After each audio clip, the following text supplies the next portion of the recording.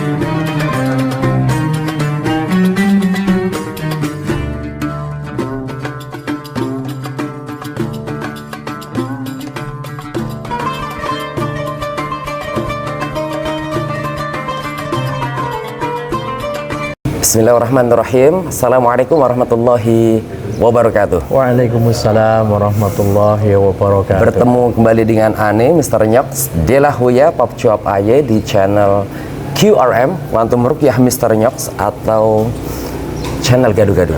Okay. Kali ini pada hari Selasa, tanggal 23 Desember 2025, Alhamdulillah, Ane berkesempatan untuk mengambil waktunya sedikit dari salah satu guru kami dan kita semuanya, orang yang kita sepuhkan di kota Kajen ini, mobil khusus di Masjid Baitul Isti'anah ini. Beliau adalah Kiai Haji Sulaiman yang sangat kita cintai. Assalamualaikum. Waalaikumsalam warahmatullahi wabarakatuh. Yi, saat teringnya kalau mau dimai malah ya. Teman-teman semuanya, pada pagi hari ini, pada salat subuh, kita akan berbincang-bincang sedikit dengan beliau. Tapi izinkan saya untuk menyitir satu buah ayat dari Quran surah Fussilat ayat 30. Dia ada di juz ke-24, bagian kiri paling atas. A'udzubillahi minasyaitonirrajim. Bismillahirrahmanirrahim. Innal ladzina qalu rabbunallahu tsumma istaqamu tatanazzalu alaihimul malaikah alla takhafu wa la tahzanu wa abshiru bil jannati allati kuntum tu'adun. Dan kita juga ini ya sering ngedenger ya para kiai berbicara atau menyampaikan bahwa al-istiqomatu khairum min alfi karomah. Kita juga sering juga mendengar orang-orang kalau berdoa, Rabbana hablana min azwajina wa dzurriyyatina qurrata a'yun waj'alna lil muttaqina imama. Nah, berkenaan dengan imam, gitu kan? Berkenaan dengan istiqomah, saya ini kan tinggalnya di Kediri. Nah, jarang sekali pulang ke kampung halaman. Lahir kula teng mriki. Ageng nggih teng mriki, tapi seringnya malah di luar Kayen semenjak Gontor dulu itu sampai sekarang. Dan saya memperhatikan Yai Sulaiman ini Masya Allah, istiqomahnya luar biasa. Dan tentu sebagai imam itu amanah yang sangat berat sekali, karena dimanapun imam ini terkait dengan disiplin waktu dan mesti tepat. Yang ingin kita tanyakan untuk sebagai bekal anak-anak kami nih yang sudah mau 5, juga teman-teman yang menyaksikan acara kita atau podcast kita ini adalah pripun caranya untuk menjaga istiqomah. Ini sangat berat sekali nih, bangun pagi lah, yang siangnya belum, sore belum, maghrib, malam kembali, Masya Allah. Monggo panjenengan paringi kula niki wejangan ini tips trik untuk tetap menjaga istiqomah, sehingga dikatakan di dalam Quran Fussilat tadi bahkan jannah yang sudah Allah persiapkan, yaitu untuk mereka istiqomah ketika mengatakan Rabbuna Allah tsumastaqamu, gitu kan, bahkan turun para malaikat untuknya. Monggo Ji. Terima kasih matur sembah nuwun atas silaturahminya. Siap. Ngaten sebetulnya untuk istiqomah dalam beramal agama ini adalah dambaan setiap orang. Nggih. Cuman kadang-kadang karena memang kados jenengan sampaikan janji Allah itu besar bagi orang istiqomah, tentu godaannya juga besar, lebih besar lagi. Nah, semacam itu.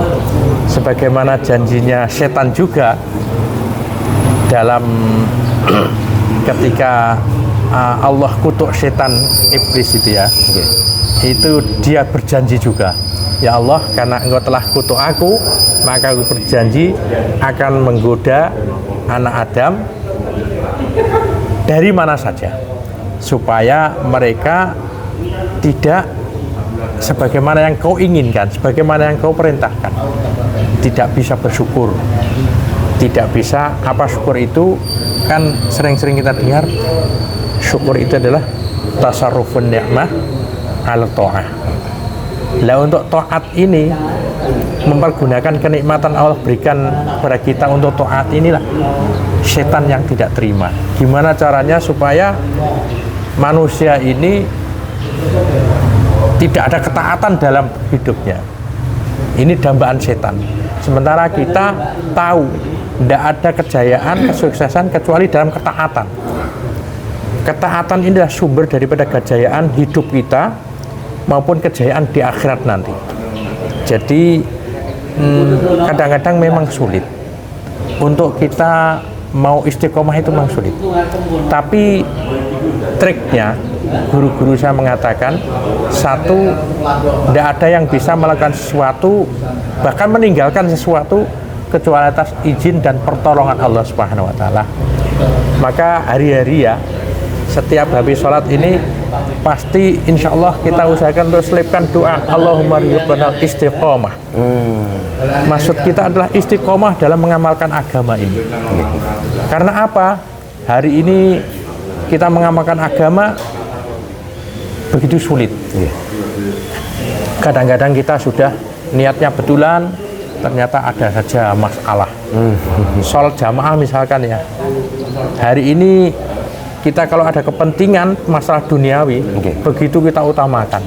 Tapi begitu kita mau mendatangi kepentingan agama kita, banyak saja masalah. Yang punya toko misalkan ya, hari-hari ini kita ini misalkan toko baru nggak ada orang. Tapi ketika ada azan berkumandang, kita mau berangkat ke toko, ada saja, ada anak nangis, ada pelanggan datang, yang mau beli, ya semacam itu. Tapi kuncinya adalah tadi, kita tahu bahwa dengan melawan daripada ujian-ujian ini, maka insya Allah kita akan dijaga Allah untuk istiqomah dalam beramal agama. Masya Allah. Kan dalam mafhum sebuah hadis, saksikanlah bahwa sesungguhnya orang-orang yang bolak-balik pergi masjid, pulang dari masjid, datang pergi masjid, mereka adalah orang yang beriman. Diberi kabar gembira bahwa sungguhnya nanti di akhirat Allah SWT akan jadikan orang-orang ahli surga. Bukan berarti kita ibadah untuk barter dengan surga, bukan. Tapi memang itu hidup, udah janjinya Allah ya. Tidak ada jalan lain kalau ingin sukses kecuali dalam ketaatan. Masya Allah. Taat utamanya dalam beragama Islam itu adalah yang paling utama. Banyak bentuk ketaatan, tapi yang paling utama itulah sholat 5 kali dalam sehari semalam. Dan sholat 5 kali sehari semalam yang paling utama itu adalah dilaksanakan dengan cara berjamaah bagi laki-laki akil baligh di tempat di mana azan dikumandangkan. Ketika Allah panggil Allahu Akbar, Allahu Akbar, hayya ala shalah, hayya ala falah, maka kita usahakan untuk mendatangi. Dengan maksud tujuan, itulah ciri daripada adanya ketaatan dalam diri kita. Saya tertarik ini, kalau di saudari kita Jamaatul Tabligh itu kan ada yang selalu mereka pegang ya, satu kitab fadhailul amal. Dimana kalau ada perintah apa, nanti ada fadilahnya apa. Kayaknya menurut saya itu keren banget gitu loh. Sehingga bagi orang yang seperti saya misalnya dan kita yang imannya lemah, kita masih awam, ketika dikasih yang ngapunten nih bahasanya ini iming-iming sama Allah Subhanahu wa taala, tertrigger untuk melakukan sesuatu. Apakah itu juga bisa dilakukan bagi orang-orang yang untuk menapaki awal-awal ya? Gitu. Betul. Nggak langsung badut gitu. Betul. Amal agama ini bisa wujud karena adanya iman. Amal agama wujud itu karena adanya iman. Apa iman itu? Percaya pada yang tidak tampak, yakin pada yang tidak tampak, dan menafikan yang tampak. Apa yang tidak tampak? Allah janjikan bahwa barang siapa yang begini, maka Allah akan berikan begini. Yang mana itu? Kan belum tampak. Allah janjikan surga. Di mana surga itu? Allah takutkan dengan neraka. Di mana neraka itu? Tapi bagi orang yang beriman, ini yakin adanya. Bahwa itu adalah pasti. Nah, semacam itu. Dan iman ini dasarnya kita beramal. Kita ini yakin, iman itu yakin bahwa akan diberikan balasan kepada kita. Hari ini kita ya yakinnya masih pada benda-benda, masih pada harta benda kekayaan yang tampak. Sehingga andai kata kita ditawari orang, kamu mau kerja enggak? 1 hari tak gaji 1 juta. Padahal hari-hari cuma dapat 100.000. Maka pasti semangat sekali. Sehingga apapun menjadi ringan. Wah, ini banyak masalah di rumah, tinggal untuk apa? Mengikuti kerja yang 1 hari 1 juta ini. Ini janji Allah, maka dia jadi semangat. Nah, hari ini Allah janjikan barang siapa yang melakukan sholat dengan cara berjamaah dikasih pahala 27 kali lipat. Hari ini kita mau beli gula 1 kilo misalkan 10.000. Di tetangga sebelah, kampung sebelah harganya berapa? Harganya 10.000 dapat 27 kilo gula. Maka walaupun itu kita berjalan jauh, tetap kita datangi. Kenapa? Karena ada 2 kali 27 kali lipat ganda gula. Masya Allah. Tapi hari ini untuk sholat jamaah ini ya, nah, kita sudah diajarkan Nabi kasih tahu bahwa sholat jamaah itu Allah janjikan pahala 27 kali ganda. Nah, daripada sholat sendirian. Tapi itu tadi karena masalahnya tidak tampak. 27 ganda itu yang mana? Yang mana ya? Nah, maka sehingga kadang-kadang kita ini meskipun azan dikumandangkan masih juga sibuk, bahkan bukan karena kesibukan, wah nonton TV dulu, ya, wah ini masih santai-santai di rumah dulu. Bahkan yang mau bangun dari tidur, kalau kerja untuk jadi tukang batu 1 hari digaji 100-200 ribu saja semangat, ngangkat ember kiwa tengen, ngangkuti batu semangat. Tapi karena apa? Karena yakinnya kepada 100.000, 200.000. Sementara janji Allah ini adalah tidak tampak. Tidak tampak, sehingga ketika dipanggil untuk sholat subuh ya, apalagi ngangkat batu, ngangkat sarung sendiri untuk bangun saja tidak mampu. Wah, Masya Allah. Inilah ya. Tapi dengan ini ya, dengan karunia, anugerah dan nikmat Allah berupa keyakinan terhadap para muslim mukmin, akhirnya menjalankan ketaatannya. Karena al yaqinu la yuzalu bisyak. Kalau mukmin muslim udah yakin, insya Allah ragu-ragu habis. Gas ya. Ini repotnya orang-orang yang nggak yakin gitu ya. Wah, Masya Allah. Ini ya, saya tertarik dengan satu analogi di dalam satu hadis, bunyal Islamu ala khamsin, itu kan 5 ya. Syahadati an la ilaha illallah wa anna Muhammadar Rasulullah wa iqamis shalah wa itaiz zakah wa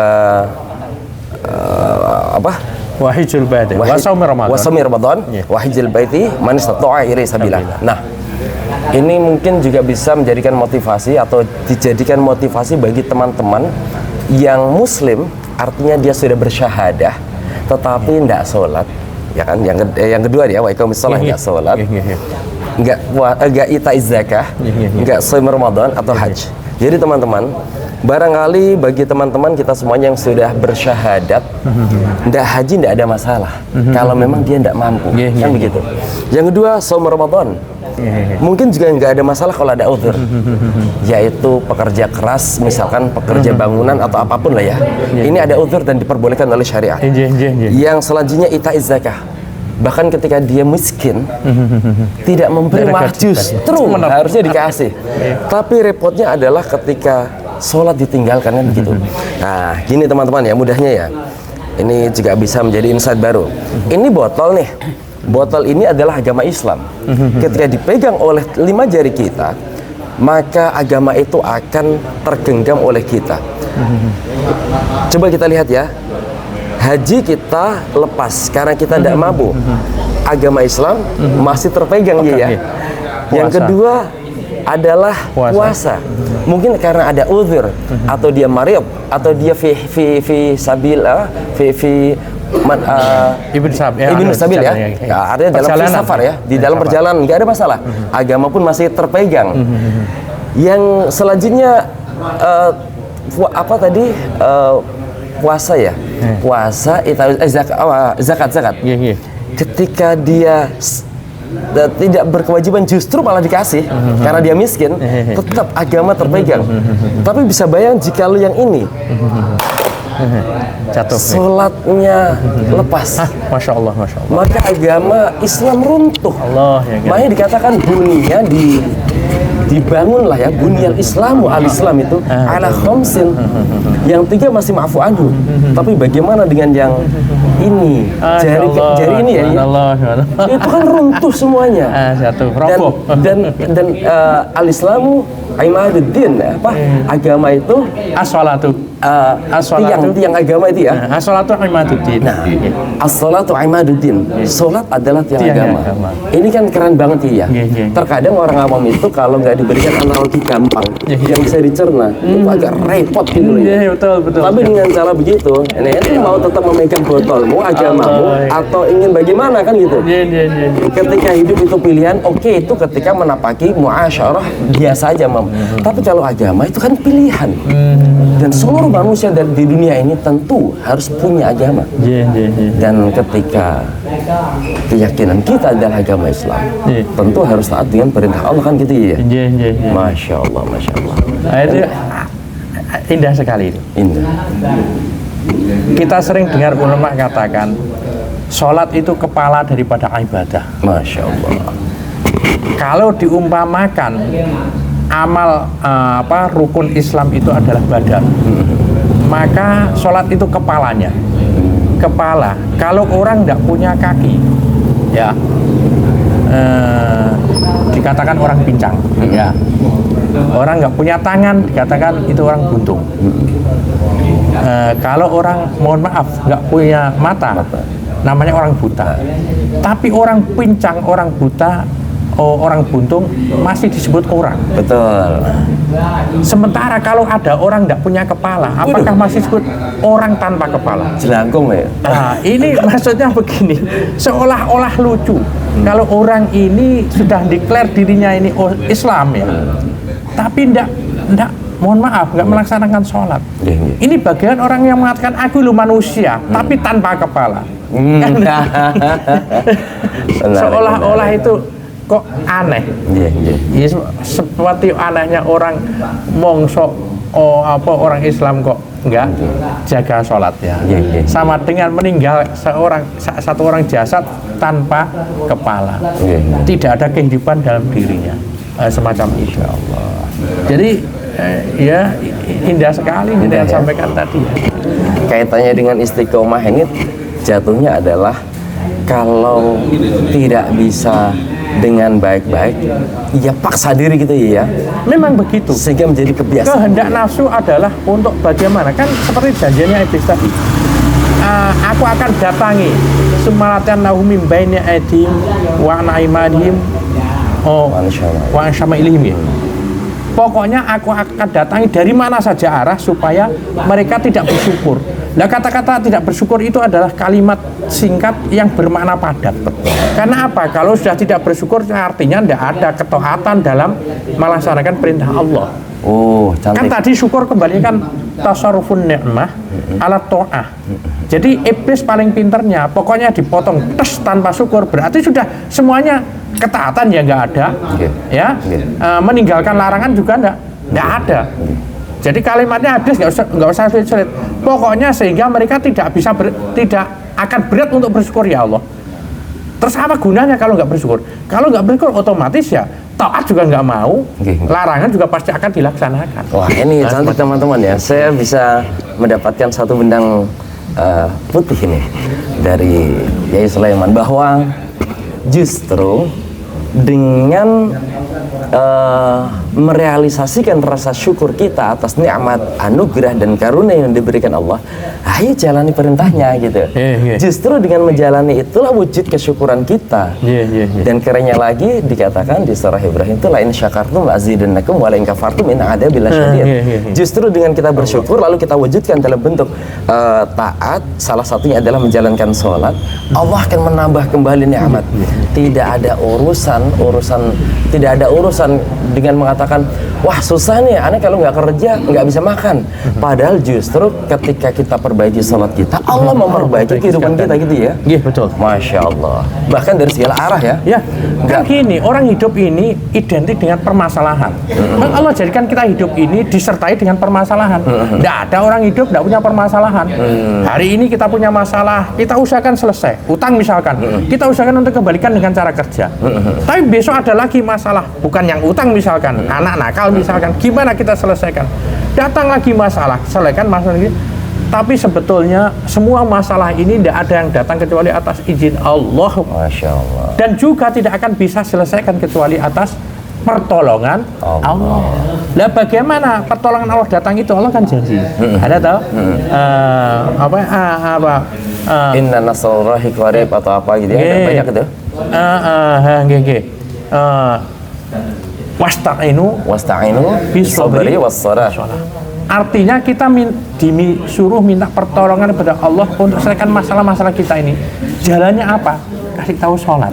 Jadi kalau hari ini lucu, orang bermasalah sehingga meninggalkan sholat, itu bukan mau menyelesaikan masalah, mau kepingin menambah masalah. Tambah masalah malah ya. Iya betul itu. Padahal itu ketika hayya 'alal falah, ayo sini tak kasih kemenangan, tak kasih kesuksesan, tak selesaikan masalahmu gitu ya. Orang nggak paham, apa ini orang sibuk kerja malah disuruh disuruh pergi kepada sholat, seolah-olah ini masalahku akan jadi besar, padahal bukan. Allah panggil kita untuk menjadi sukses itu masalah akan selesai.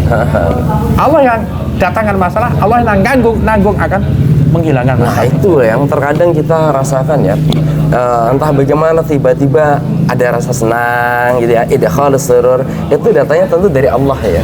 Ketika sudah sholat, zikir, yang awalnya sebelum sholat tuh sepanang, stres, ruwet, masa bodoh misalkan ya, saya pengen sholat nih karena ini adalah perintah. Tapi begitu selesai sholat, selesai zikir, kok tiba-tiba tenang ya, gitu. Kok tiba-tiba HP misalnya bunyi ya, ada yang transfer atau ada yang bayar hutang, loh, padahal tadi ruwet. Tapi dengan begitu, dengan caranya Allah tentu ya, kayak selesai sendiri begitu. Dan itu seringkali kita alami dalam kehidupan ini. Atau sebaliknya, kelihatannya kita sedang berbahagia, sedang senang, kita tinggalkan sholat, kita abaikan adzan, tapi nanti ada WA. Kamu kalau nggak bayar hutangku hari ini saya habisin keluargamu, stres. Padahal dalam keadaan wisata itu, bisa jadi kan begitu. Iya betul. Mudah bagi Allah gitu ya. Betul, sangat mudah. Sangat mudah ya. Nah, siapa yang memberikan kekuatan pada orang yang ngancam itu? Kan semata-mata dari Allah. Siapa yang perintahkan? Ya Allah. Nanti masalah ini selesai juga dari Allah. Kalau kita nggak ada ketaatan kepada Allah ya, Allah akan tambah. Bukan tambah nikmatnya, akan tambah sengsaranya. Nah, sama itu. Janji Allah itu pasti, lebih pasti daripada terbitnya matahari pagi hari. Masya Allah. Jadi andai kata ada orang berkata, matahari lebih pasti, lebih pasti, matematis gitu. Janji Allah lebih pasti. Allah itu kan lama katakan. Masya Allah. Saya pernah dengar gini. Allah itu maha segala-galanya, bisa segala-galanya. Apapun yang Allah kehendaki bisa. Kecuali yang Allah dikira satu yang tidak bisa. Innallaha la yukhliful mi'ad. Allah itu tidak bisa menyalahi daripada janjinya. Bukan enggak? Artinya itu Allah tidak pernah akan menyalahi janjinya. Nah itu, semacam itu. Wah, menarik sekali ya. Dan saya teringat ya, saya kan punya banyak pasien ya, yang kejinan ya. Karena saya ngurusi medis dan medis dan psikis ya. Ini saya sering menyaksikan. Ini seringnya orang-orang yang terbuka portalnya, perbentengannya tidak ada, akhirnya kesurupan, kesantet, kepelet dan macam-macam. Itu karena memang nggak jaga sholat ya. Gitu. Karena memang kalau kita tanya, kita terisik, sholat enggak lama. Nah, ini dia nih. Di dalam Al-Quran surah Al-Baqarah 102 itu kan ada wattaba'u ma tatlu syayatinu ala mulki Sulaiman wa ma kafara sampai terakhir. Itu di tengah-tengah ada wa ma hum bidarrina bihi min ahadin illa bi'idznillah, bahwa sekalipun dukun berkehendak, kalau Allah tidak mengizinkan, tidak ada madarat. Dan kerennya dengan sholat Allah bantu kita, terlapisilah kita dengan protektor yang gaib, yang disebut dengan pagar gaib. Bagi yang sholat, Allah kasih protektor itu, sehingga siapapun yang ingin mencelakai kita, Allah tidak izinkan sholat lagi-lagi. Dan dia bagian ketaatan, dan ketaatan itu adalah rasa syukur kita, ada wujud rasa syukur kita dari kenikmatan yang Allah kasihkan, sehingga kita bisa istiqomah gitu ya. Wow, menarik sekali ini. Nah teman-teman, ini sudah setengah jam lebih, mungkin nggak terasa, sangat nikmat sekali berbincang-bincang dengan Kiai Haji Sulaiman. Ini favorit saya ini, dan setiap kali pulang kampung ini Masya Allah suara beliau ini merdu. Amin. Dan anak-anak saya itu sangat hafal sekali. Ini Pak Sulaiman ini gitu. Dan alhamdulillah masuk siap. Dan memang dari dulu Pak Sulaiman ini favorit saya. Selain beliau ini ada rahasia nih, boleh saya buka ini. Putra-putra beliau ini Masya Allah hafiz ini, dan kerennya bisa dimulai dari rumah. Sebenarnya saya tertarik loh untuk membahas ini karena untuk motivasi anak-anak saya. Kalau anak-anak saya semuanya di pesantren tahfiz Quran, tapi antum kan pernah ada 1 atau 2 putra itu yang dulu pernah cerita waktu kecilnya dulu, itu hanya dari rumah saja bisa menghafal ayat-ayat Allah, kan gitu ya. Sepil dikit dong. Itu ngeten. Kalau yang pertama itu memang dari TK sudah taruh di pondok. Ya, yang pertama. Tapi yang kedua itu memang produk dari ibunya sendiri. Ya kan gini ceritanya. Ketika saya ada pergi jauh ke Amerika waktu itu. Istri saya ini, saya ada dilema, apakah istri saya ini saya tinggal atau saya bawa? Nah, istri saya bilang begini, kalau aku di rumah sendirian tanpa ada jenengan, ikut orang tua saya apalagi sampai rencana mau lama, dia bilang begini, tolong saya dibawa saja. Nah terus saya beginikan, oke, ada 3 alternatif akan saya bawa jika itu yang terbaik. Jika tidak, kalau memang saya tinggal ini nanti kamu dalam keadaan hamil, maka tak titipkan orang tuamu dulu. Tapi kalau misalkan nggak hamil, ada 2 alternatif. Nanti saya bawa ke Amerika, atau kamu saya taruh di pesantren di kiai teman saya, kiai saya. Nah, terus akhirnya jatuh pilihannya itu karena memang nggak hamil. Kalau nggak saya bawa ke Amerika, harus saya pondokkan. Karena kalau di rumah ini bahaya punya anak kecil kan gitu. Terus akhirnya jatuh dari pondok. Lah gimana? Ini anak masih umur 3 tahun. Ya enggak apa-apa mondok sama kamu. Ini tujuannya kamu. Kalau saya tinggal ini biar kamu ada hasilnya. Saya ada hasilnya di luar negeri, kamu ada hasilnya, maka akhirnya tak putuskan untuk menghafal itu. Pondokkan. Jadi sama kiainya, bunyainya itu khusus dikasih kamar 1 kamar, dia sama anaknya.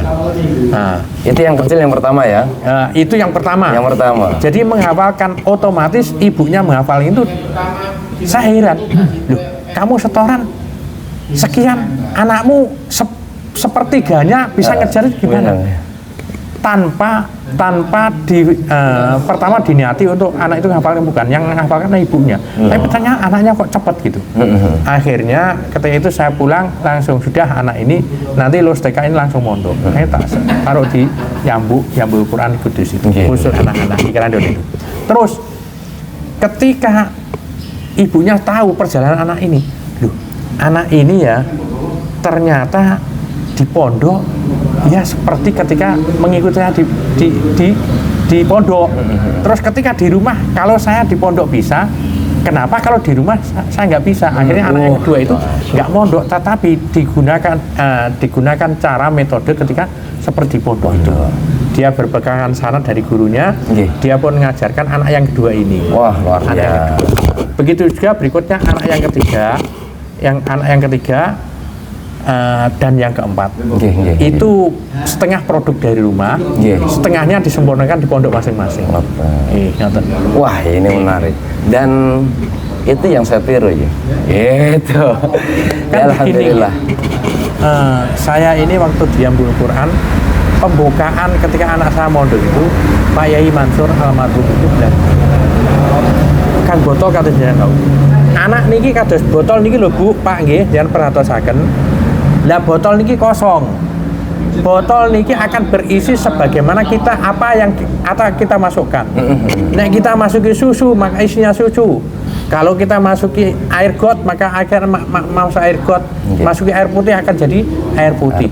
Dan jenengan naruh di sini ini berusaha untuk naruh jenengan anak saya di lingkungan susu. Sehingga jenengan tinggal gelendang pulang pergi ke rumah sibuk dengan usaha masing-masing. Anak ini akan botol ini pelan-pelan terisi dengan apa di lingkungannya? Isi Al-Quran. Nah, jenengan taruh di rumah, gelendang di rumah, apa yang mengisi? Ada iklan, ada main-main macam masuk ke dalam botol ini. Jadi ini usaha untuk mengisi dengan cara membentuk lingkungan. Kalau di rumah nggak bisa bikin lingkungan, carikan lingkungan yang memang isinya, yang tempatnya itu susu. Masya Allah. Ini analogi yang sangat keren ya. Lagi-lagi botol tadi ya. Tadi awal botol, sekarang botol juga. Bahwa apapun yang akan terjadi adalah sesuai dengan apa yang kita awali, apa yang kita isikan. Entah itu tadi ya susu, air got atau air putih, itu pilihan orang tua. Maka orang tua ini harus cermat, harus cerdas untuk masa depan anak-anak kita kali ya. Jangan sampai salah pilihan air yang kita masukkan ke dalam botol. Baik, Yai Sulaiman, karena matahari sudah mulai tampak dan kita sudah lebih dari setengah jam, sangat menarik, sangat luar biasa. Insya Allah ini inspiratif ya, dan mudah-mudahan hari ini juga bisa saya edit. Amin, karena segera semakin cepat kita share, bisa dinikmati dan ada inspirasi atau orang yang mendapatkan pelajaran darinya akan semakin baik, sehingga insya Allah jariyatul khair, bahwa kebaikan kita akan terus mengalir dan mengalir, sehingga kita lagi-lagi semakin banyak diliputi oleh pahala Allah, oleh perlindungan dari Allah Subhanahu wa taala. Matur suwun Bapak-bapak, Bapak Sulaiman, teman-teman semuanya, kita akan bertemu dengan Ane di video selanjutnya, di acara yang lain, di tempat yang lain mungkin. Dari saya Mr. Nyak Zerahu ya Pak Cuapaye di Masjid Besar Baitul Isti'anah Kota Kayen. Halo syukran, wassalamualaikum warahmatullahi wabarakatuh. Waalaikumsalam warahmatullahi wabarakatuh. يا للوطن يا للوطن يا للوطن